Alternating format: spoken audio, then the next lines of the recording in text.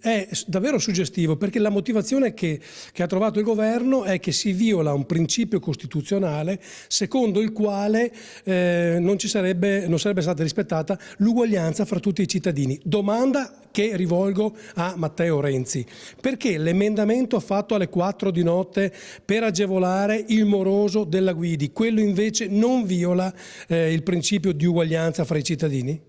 Non si ferma allo scontro tra Roma e Venezia. Il governo ferma il fondo che la Regione Veneto aveva inserito nella legge di stabilità regionale del 2016, uno stanziamento di 100.000 euro che, nelle intenzioni dei legislatori regionali, sarebbe andato a coprire il patrocinio legale gratuito ai cittadini veneti da almeno 15 anni, vittime di episodi di criminalità chiamati a giudizio, come nei casi di eccesso di legittima difesa.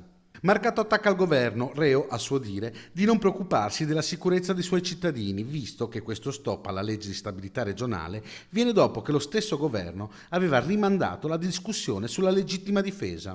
Evidentemente gli anziani di 80 anni massacrati di notte da questi vermi, perché sono dei vermi, evidentemente non sono una priorità per il governo. Durissima la reazione del presidente Luca Zaia. Sia chiaro fin d'ora che la giunta regionale e io personalmente, afferma Zaia, difenderemo fino in fondo il principio di civiltà secondo il quale il cittadino colpito dalla criminalità va difeso ed aiutato ad avere giustizia.